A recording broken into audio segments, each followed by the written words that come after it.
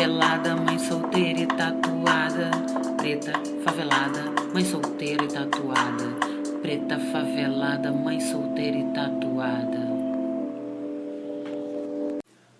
Olá, danadinhos e danadinhas e danadinhas. Tudo bem com vocês, meus amores? Comigo tá tudo bem. Graças a Deus.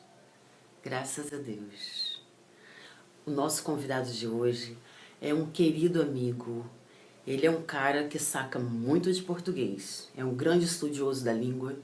Engraçado que ontem, quando eu fiz o post da capa dele para divulgação, ele me mandou uma mensagem no WhatsApp. Falou: Dana, deixa eu te falar uma coisa. Baiano é sem H. Aí eu falei: poxa, Cacau, eu gosto do baiano com H. Eu acho mais bonitinho. Aí ele falou assim: tudo bem, você pode usar, mas eu só quero que você saiba que baiano é sem H. Então, meus amores, vamos receber com muito carinho e atenção a história do Cacau, tá bom? Que ele é um poeta, escritor, ele é cônsul do Parlamento de Escritores de Cartagena. Gente, não é pouca coisa não, tá bom? Então vamos receber o baiano sem H, Cacau Novaes. Olá, danadinhos e danadinhas. É um grande prazer, uma grande alegria mesmo estar participando aqui deste canal. Eu sou Cacau Novaes, sou poeta, escritor, sou da Bahia, sou fã da Dana e estava esperando muito este momento de estar aqui com ela e com vocês. Eu sou de uma pequena cidade do interior da Bahia, né? E minha infância foi uma infância normal, pelo menos de qualquer criança do interior daquela época, né? Então, brincava muito com meus amigos, jogava bola na pracinha em frente da minha casa, gostava muito de soltar, empinar pipa, ia muito para os rios, que Iguaí é uma cidade que tem muitas cachoeiras, bastante rios, e eu ia muito para os rios, nadar, subir nos pés de jaca, de manga, arrancar fruta diretamente do pé. Era uma maravilha, né? E quando eu não sabia nadar, eu comia uma piabinha, que é um peixe pequenininho, que diziam que você tinha que engolir aquele peixe vivo para aprender a nadar. E todo mundo fazia isso, né? Então eu via meus amigos nadando, eu não sabia ainda. Então eu peguei aquela piabinha viva, engoli e deu certo, porque depois disso eu aprendi a nadar. Bem, eu descobri a poesia muito cedo, né? Ainda criança, com 7, 8 anos, quando na sala de aula uma professora trabalhou com a poesia, com a estrutura do poema, mostrou pra gente o que era rima, o que era uma estrofe, o que era verso, tudo de que compõe a estrutura de um poema. E a partir daí ela pediu que nós escrevêssemos uma poesia. E eu escrevi meu primeiro poema, ainda muito ingênuo, coisa de criança, né? E a partir daí eu passei a escrever também contos infantis, alguma coisa naquela época que depois eu deixei de lado. Mas passei a ler bastante. Minha mãe também era professora, ela comprava sempre livros pra gente no aniversário, por exemplo, historinhas infantis, aqueles discos de vinil que tinha aquelas histórias. E tudo aquilo foi formando o meu universo infantil em relação à produção de textos, de poesia, de contos, de tudo isso. Eu tenho um contato com muitos poetas de outros países latino-americanos, né? E atualmente eu fui convidado para participar da Feira Cultural de Santiago Tuxtla, uma cidade do México. E eu participei recitando o meu poema Violino. Recitei em espanhol, né? Uma versão em espanhol. E isso aconteceu virtualmente devido à questão da pandemia. Então eu vou recitar em português para vocês aqui o poema Violino. Ando por ruas estreitas, entre casarões centenários, adormecidos.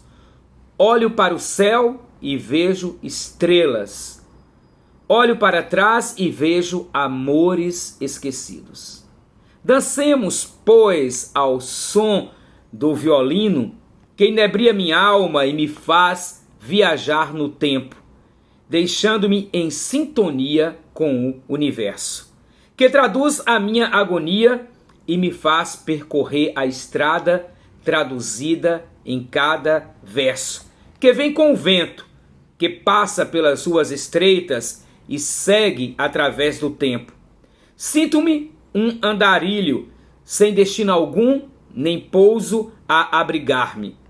Sou como o trem que passa no trilho e segue sem notícias deixar a quem fica. Quem sabe o dia, chegando após a noite, traga a promessa de um recomeço. Não meço meus passos, pois estou solto como um pássaro que voa e vai além do que procura a sua sorte. Dancemos, pois, ao som do violino, arrebatadamente, sem nos preocuparmos com a noite que passa e com o vinho que chega ao fim, depois de uma jornada que, entre estrelas, parece interminável, mas finda ao raiar do dia. O ano passado, em agosto, eu fui convidado para participar de um evento na Colômbia, o 17º Parlamento Internacional de Escritores de Cartagena, que é sediado na cidade de Cartagena das Índias, na Colômbia. E após esse evento, onde eu fiz uma palestra apresentando o meu livro Você Não Sabe do que é Capaz, e participei de mais 2 outros eventos dentro do parlamento, recitando poemas deste livro em espanhol e de outros livros, eu recebi o convite para ser cônsul do Parlamento Internacional de Escritores de Cartagena, da Colômbia, aqui no Brasil. E para mim foi uma grande honra. Lá na colônia eu não só estive em Cartagena, como também participei de um evento cultural na cidade de San Jacinto, na qual também fiz amizade com diversos escritores e poetas colombianos e também de outros países que estavam por lá. Esses eventos na Colômbia foram muito importantes e a partir daí eu passei a fazer parte de grupos de escritores da Argentina, do México, da Colômbia e de outros países latino-americanos, o que me permitiram esse contato e a participação em diversos eventos virtuais este ano nesses países. Então foi muito bom, muito gratificante essa participação no 17º Parlamento Internacional de Escritores da Colômbia, que será realizado este ano virtualmente devido à pandemia, e do qual me tornei cônsul aqui no Brasil e sou responsável pela seleção, curadoria de poetas, escritores que queiram participar de outras edições do Parlamento. Eu participei durante 2 anos, de 2017 a 2019, do Conselho Municipal de Política Cultural de Salvador. E este ano eu concorri ao Conselho Estadual de Cultura. Recentemente saiu o resultado, eu fui eleito membro suplente para o Conselho Estadual de Cultura do Estado da Bahia. Mas ainda estão resolvendo os trâmites legais, verificando direitinho os recursos, para que se divulgue o resultado oficial que deve sair a qualquer momento. Mas eu espero poder participar e contribuir para a cultura da Bahia e, claro, posteriormente, do Brasil de um modo geral.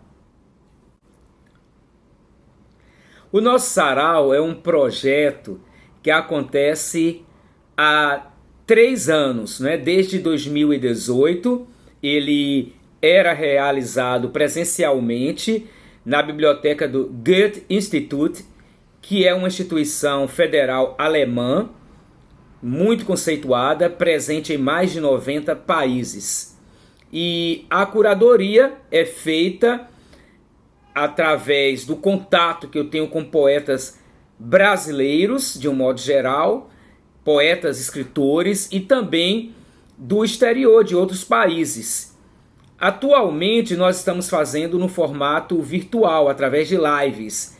E as duas últimas edições foram edições internacionais, que contaram com a participação de diversos poetas, escritores latino-americanos, daqui do Brasil, Argentina, Chile, Colômbia, Honduras, México, Peru, Uruguai, dentre outros, né? Além da poesia, nós temos também a participação de cantores, cantoras, atores, atrizes e performers de um modo geral. Então é uma grande festa, é um grande evento que, se você vier a Salvador, vale a pena conferir. É considerado um dos melhores lugares para ir em Salvador. Vou falar um pouco sobre os meus livros, os meus trabalhos, né? Eu comecei participando de antologias de poesias, de contos, tanto na Bahia quanto em outros estados. E posteriormente recebi diversos prêmios até lançar o meu primeiro livro, que se chama Marádida, Uma Luz no Final do Túnel. Eu tenho aqui uma edição atual, porque ele foi lançado com outra capa na primeira edição, há muito tempo, né? Há praticamente 20 anos. E agora esta edição da editora Buriti, de Minas Gerais, é uma edição mais recente. Marádida conta a história de um escritor que sente uma grande angústia ao produzir o seu texto, ao produzir o seu livro, não sabe se vai conseguir terminar, se vale a pena terminar. Mostra essa angústia do escritor em relação ao seu dia a dia e à produção do seu trabalho. É um romance em que duas histórias se entrecruzam. A história do escritor e a história que o escritor está escrevendo, né? E é nessa história que está Marádida, um lugar utópico, imaginário, onde o ouro se derrete no céu ao entardecer. Então, maravilhoso, não é? E tem também alguns livros de poesia, entre eles Os Poetas Estão Vivos, que é o nome de um dos poemas mais conhecidos da minha autoria e também um dos mais premiados. É uma ode à poesia, né? Fala sobre a poesia, sobre o poeta, sobre o ato de escrever. São poemas praticamente metalinguísticos que falam sobre a poesia e o ato da escrita e o fazer poético de um modo geral, com muito lirismo, é claro. Também tenho outro livro de poesia chamado As Sandálias, que traz um tipo de poema que eu não fazia anteriormente, mas que eu escrevi especialmente para este livro. São poemas mais espiritualistas, né? Falando desse contato com o poder superior, e poemas que têm essa temática. E Você Não Sabe do que é Capaz, que é um livro que traz poemas de amor e erotismo. Inclusive, este livro também foi lançado no estúdio Galeria Sérgio Matos, em São Paulo, num grande evento, dentre outros lugares, né? Porque a gente promove lançamentos dos livros em várias cidades, outros estados, e este é um dos meus trabalhos mais recentes. Atualmente eu estou com um trabalho na gráfica, na editora, que é um trabalho infantil, Xande e o Sapo Romualdo, que é uma história infanto-juvenil ecológica. Sérgio Matos é uma pessoa que eu conheço de longas datas, né? Porque nós temos uma coisa em comum. Nós nascemos na mesma cidade, que é Iguaí, uma cidade que fica no médio sudoeste da Bahia, uma cidade com pouco mais de 28 mil habitantes atualmente, e nos conhecemos de muito tempo mesmo.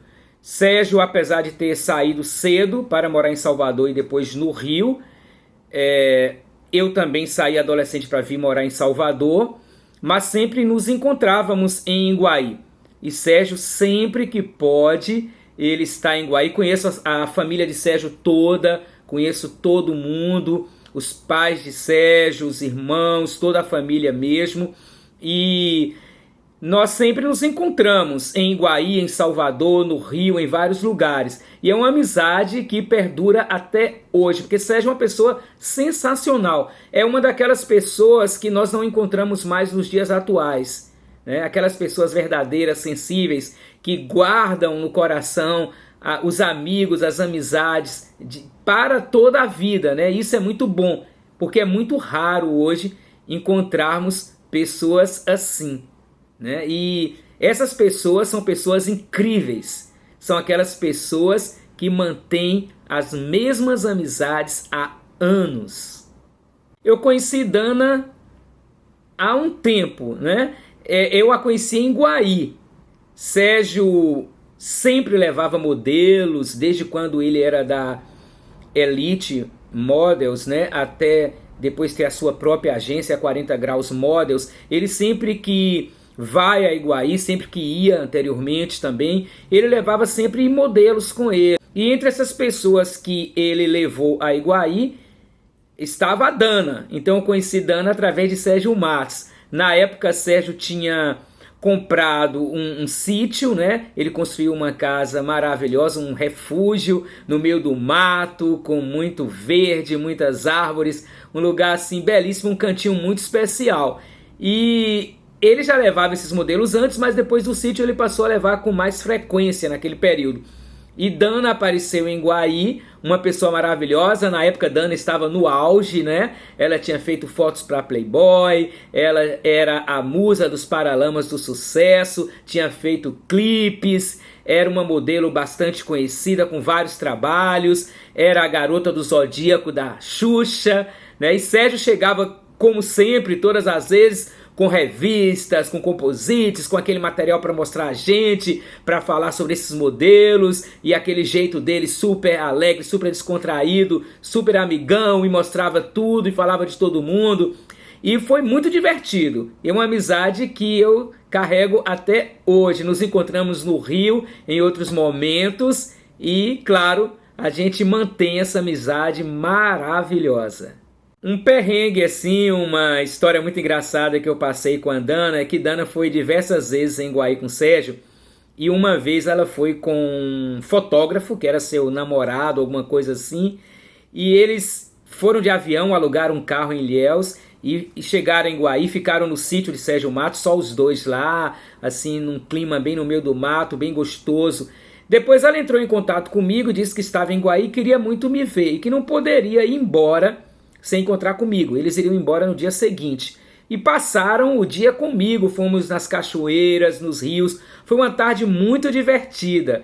Depois eu reencontrei alguns amigos e eu sugeri que nós voltássemos para o sítio, porque eu tinha realizado, uns dias antes, um grande evento, uma festa open bar, e tinham sobrado muitas cervejas, porque houve uma cervejaria que patrocinou o evento, e sobraram muitas cervejas, e a gente poderia pegar essas cervejas e ir para o sítio, ficar lá até o anoitecer e tal, e ficar o restante do dia por lá. Só que Dana e o namorado não tinham noção, né, do tanto de cerveja que tinha. E eu me empolguei, em vez de levar algumas caixas e tal, eu lotei o fundo do carro com tudo, todas as cervejas que tinham sobrado. E foi muita cerveja realmente. E aí fomos com mais uns 2 ou 3 amigos e ficamos lá bebendo. Só que eu me empolguei e bebi em excesso realmente, né? Hoje eu quase não bebo e não faço isso, mas na época eu fiquei muito empolgado. Eu acho que com a presença de Dana também, que na época era uma pessoa muito conhecida, estava no auge assim do trabalho dela. E claro, a gente bebeu, eu bebi bastante, né? Eles beberam, eu bebi bastante mesmo. Sobrou ainda muita cerveja e nós voltamos. E para Iguaí eu insisti que nós fôssemos num restaurante comer casquinha de siri. Eles nem queriam, tal, mas eu insisti, eles que pagava a conta, que fazia questão, já que eles iam embora no outro dia e tal. O resultado é que quando o carro parou no restaurante e estávamos na mesa, eu me senti mal, né? E aí vomitei muito na porta do restaurante, do lado do carro. Depois eles abriram a porta do fundo do carro, eu sentei na poltrona e fiquei um tempo, trouxeram água e eu acabei apagando na poltrona. Eu só fui me lembrar da história no outro dia, porque me deixaram em casa e eles já tinham inclusive ido embora. Eu fiquei com muita vergonha mesmo, cara, porque eu falei que eu iria pagar o jantar, pagar tudo, que eram meus convidados. E como eu apaguei. Eles que tiveram que pagar a conta, pagar tudo, né? E eu fiquei sem poder me desculpar nem compensá-los por isso. Foi muito legal, foi muito bom mesmo participar aqui com a Dana neste canal. Um beijão, Dana, um beijão para todos vocês e espero voltar em outras oportunidades. Valeu, um grande abraço de Cacau Novaes aqui da Bahia.